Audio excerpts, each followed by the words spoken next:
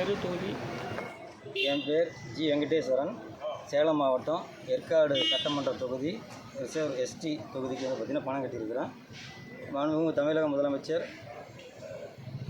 முத்துவேல் கருணாநிதி ஸ்டாலின் அவர்களின் தலைமையிலான இந்த நேர்காணல் கூட்டத்தில் கலந்து கொண்டேன். தளபதி அவர்கள் தொகுதி வாரியாக நலத்திட்டங்கள், மற்ற அரசு செய்த சாதனைகள், அது ஒவ்வொன்றும் மக்களுக்கு எந்தளவுக்கு சென்றடைந்துள்ளது என்பதை விவரமாக கேட்டார். 2021 சட்டமன்ற தேர்தலில் ஏற்காடு சட்டமன்ற தொகுதி அஇஅதிமுக வேட்பாளர் 25,000 வாக்குகள் வித்தியாசத்தில் வெற்றி பெற்றுள்ளார். தற்போது நம்மிடம் தேமுதிக கூட்டணி அனைத்தும்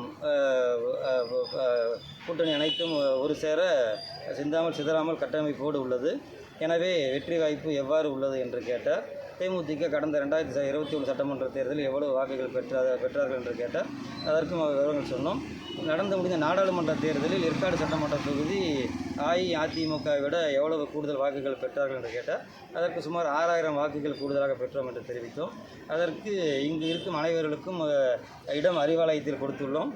கடந்த தேர்தலில் அவர்கள் நின்று வரிசையாக எதிர்ப்பார்கள். அனைவருக்கும் என்னுடைய இதயத்திலும் அறிவாலயத்தில் இடம் உண்டு.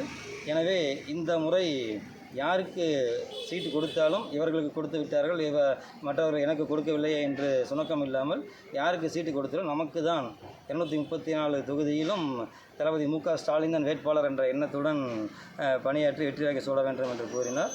நான் தனிப்பட்ட முறையிலும் அவருடன் என்னுடைய கருத்தினை தெரிவித்தேன். கடந்த 3 சட்டமன்ற தேர்தல்களிலும் சேலம் மாவட்டத்தில் அஇஅதிமுக மட்டுமே பெரும்பாலான தொகுதிகள் வென்றுள்ளது.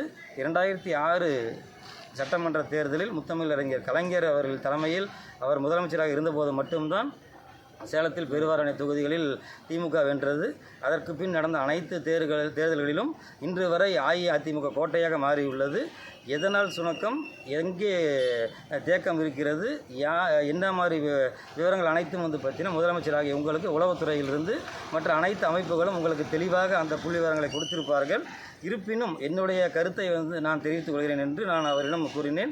இந்த முறை குறைந்தது 11 தொகுதிகள் சேலம் மாவட்டத்தில் 7 தொகுதிகளாவது சேலம் உட்பட தருமபுரி அண்டை மாவட்டமாகட்டும். கடந்த முறை தருமபுரி மாவட்டத்தில் ஒரு சட்டமன்ற உறுப்பினர் கூட இல்லை. எனவே இந்த சட்டமன்ற தேர்தலில் தருமபுரி உட்பட சேலம் மாவட்டத்தில் பாதிக்கும் 7 தொகுதிகளுக்கு குறைந்தபட்சம் வேட்பாளர்கள் வெற்றி பெற வேண்டும். அதற்கு தகுதியான வேட்பாளர்களை நீங்கள் தேர்வு செய்ய வேண்டும். உங்களிடம் அனைத்து புள்ளி விவரங்களும் இருக்கும். நீங்கள் கட்டளையிடுங்கள். நாங்கள் அடிமட்டத்தில் அனைவரும் டீம் ஒர்க்காக வேலை பார்த்து வெற்றி கனியை உங்களுக்கு சமர்ப்பிக்க நாங்கள் ஆவலுடன் இருக்கிறோம். இருப்பினும் எங்களுக்கு வழிகாட்டுதலும் நெறிமுறையும் தலைமை கழகத்திலிருந்தும் அந்த பொறுப்பு அமைச்சர் என்ற முறையில் ஏற்கனவே நேரு அமைச்சர் இருந்தார். அவரிடம் சொல்லி அவர் பம்பரமாக சுழன்று பொறுப்பு அமைச்சர் நேரு அவர்கள் அனைத்துறை முடுக்கிவிட்டு அனைத்து மக்களுக்கும் நல்ல ஒரு இதை எதிர்பார்த்தார் என்ற அவரை பற்றியும் குறிப்பிட்டு சொன்னேன். எனவே சேலம் மாவட்டம் இந்த முறை நான் நெடுஞ்சாலை நகர் முன்னாள் முதலமைச்சர் எடப்பாடி பழனிசாமியின் வீட்டு அருகிலே இருக்கிறேன். எனவே இந்த முறை 210 1971 சட்டமன்றத்தில் திமுக கூட்டணி 205 தொகுதியில் முத்தமிழ் கலைஞர் வெற்றி பெற்றார். இந்த முறை 210 தொகுதியில் வெற்றி பெற வேண்டும் என்று தளபதி அவர்களிடம் பார்த்தீங்கன்னா என்னுடைய வேண்டுகோளையும் ஆதங்கத்தையும் அங்கே இருந்த 27 வேட்பாளர்கள் பணம் கட்டியவர்கள் சார்பாகவும் என்னுடைய கருத்தை பதிவு செய்து அவரிடம் தனிப்பட்ட முறையிலும் பார்த்தீங்கன்னா திராவிட மாடல் 2.20 ஸ்டாலின் தலைமையில் இவர் 200 தொகுதிகளுக்கு மேல் வெற்றி பெறுவது நிச்சயம். இந்த முறை ஏற்காடு சட்டமன்ற தொகுதி திமுக கைமாறுவது நிச்சயம். அனைவருக்கும் நன்றி.